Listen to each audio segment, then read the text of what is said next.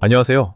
저는 한국 정치를 20년 넘게 바깥에서 지켜본 사람입니다. 오늘은 좀 이상한 이야기를 하나 하려고 합니다. 보통 선거가 끝나면 나라가 조용해지잖아요. 그런데 한국은 정반대였어요.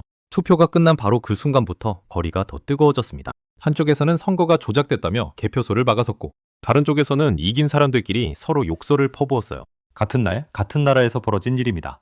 대체 무슨 일이 있었던 걸까요? 그리고 이 모든 소동에서 진짜 이득을 본 사람은 누구일까요? 끝까지 보시면 한국 정치의 숨은 작동 방식이 보일 겁니다. 자, 모든 일의 시작은 뜻밖에도 커피 한 잔이었습니다.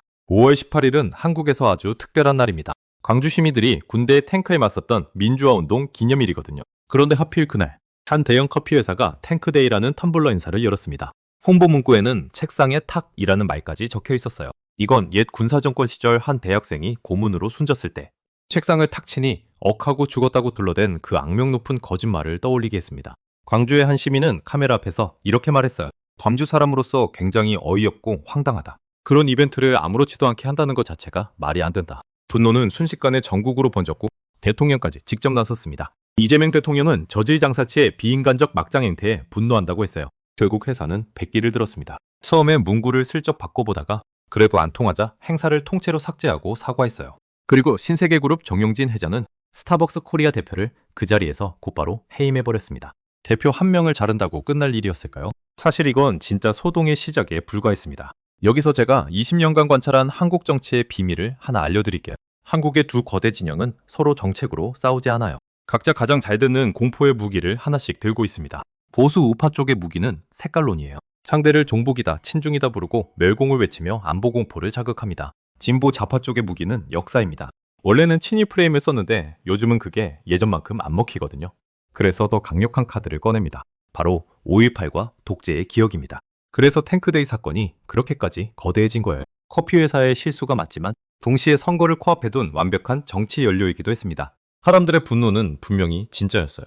하지만 그 진심은 어느새 누군가에게 표로 환산되고 있었죠. 이름만 다를 뿐. 공포를 팔아서 표를 사는 장사라는 점에서는 양쪽이 똑같습니다. 그리고 바로 이 무기가 자기 편을 향해 폭발하는 순간이 옵니다. 선거가 가까워지자 이번엔 진보 진영 내부에서 균열이 터졌습니다. 시작은 뜻밖에도 진보의 원로농객 유시민이었어요. 그는 한 유튜브 방송에 나와 자기 편인 거대 여당을 정면으로 비판했습니다. 민주당이 지금 하는 행태를 보면 나 혼자 다 할 거야 이거다. 작은 정당들과는 필요할 때만 손잡고 평소엔 거들떠보지도 않는다. 이런 식으로는 진짜 사회개혁은 어렵다. 그러면서 평택을이라는 격전지를 두고 한마디 더 보탰어요. 원래 민주당 사람이던 조국이 지금 민주당 후보와 싸우고 있다. 이건 40년 만에 처음 보는 너무 괴상한 선거다. 여기에 기름을 부은 게 방송인 최욱이었습니다. 그는 탱크데이를 그렇게 비판해놓고 정작 정치적 반대편을 향해서는 탱크로 밀어버려야 한다는 말을 내뱉었어요. 탱크를 비판하던 바로 그 입에서 나온 탱크라는 단어. 이 한마디가 이중성 논란에 제대로 불을 질렀습니다. 자, 이제 진짜 폭발이 남아있습니다.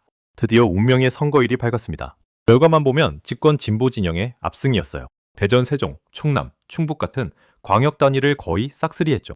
그런데 이번엔 전혀 다른 곳에서 사고가 터졌습니다.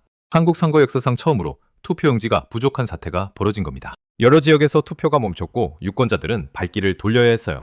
이 어처구니 없는 관리 실패가 거대한 불신에 불을 붙였습니다. 서울 송파의 한 개표소 앞으로 시민들이 몰려들었어요. 투표를 중단해라. 재선거를 해야 한다. 이 투표함이 부정선거의 증거다. 태극기를 든 사람들이 유모차까지 끌고 나와 개표소를 둘러쌌고 그 봉쇄는 무려 36시간 넘게 이어졌습니다. 안에 갇힌 개표 사무원들은 이틀 가까이 바깥으로 나오지도 못했어요. 법률 전문가들은 분명하게 말합니다. 투표용지가 부족했다는 이유만으로 재선거는 사실상 불가능하다. 그런데도 사람들은 왜 이렇게까지 갔을까요? 바로 제도 자체를 더 이상 믿지 못했기 때문입니다. 거리의 소동이 채 가라앉기도 전에 이번엔 이긴 진영의 집안에서 또 다른 폭탄이 터졌습니다. 배우 출신의 젊은 친명 스피커 오창석이 한 방송에서 폭발한 겁니다. 그는 선배들을 향해 이렇게 쏘아붙였어요. 탱크니 몽둥이니 하는 그 발언들은 10대, 20대가 보면 딱 기득권의 이중성이다. 절대로 해서는 안 되는 말이었다. 분노는 점점 거세졌습니다. 사전투표를 독려해도 부족할 판에 그건 폭탄 같은 발언이었다.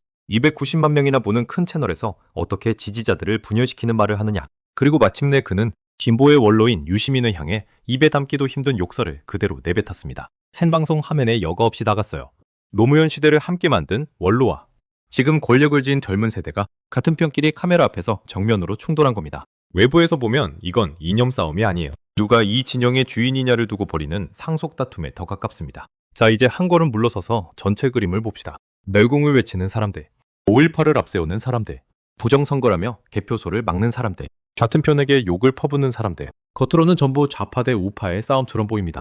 하지만 진짜 전선은 거기에 있지 않아요. 진짜 전선은 국민의 분노로 먹고 사는 양쪽 기득권과 그 설계에 매번 동원되는 보통 사람들 사이에 있습니다. 광주의 상처에 진심으로 아파한 사람도, 공정한 선거를 바라며 거리에 나선 사람도, 그 진심은 모두 진짜였어요. 다만 그 진심이 누군가의 표 계산의 연료로 쓰였을 뿐입니다. 화내는 사람이 어리석은 게 아닙니다. 그 분노를 설계하고 환전하는 쪽이 진짜 선수인 거죠. 문제는 우리가 매번 똑같은 수법에 갈라진다는 겁니다. 그래서 제가 20년간 배운 단 하나의 질문을 남기고 싶어요. 누군가 당신을 화나게 만들 때 그 분노로 돈과 표를 버는 사람이 대체 누구인지 딱 한 번만 따져보세요. 그 질문 하나가 기득권이 가장 두려워하는 무기입니다. 오늘 이야기가 의미 있었다면 구독과 좋아요로 응원해주세요. 다음 편에서는 분노를 돈으로 바꾸는 한국의 유튜브 정치 생태계를 직접 해부해보겠습니다.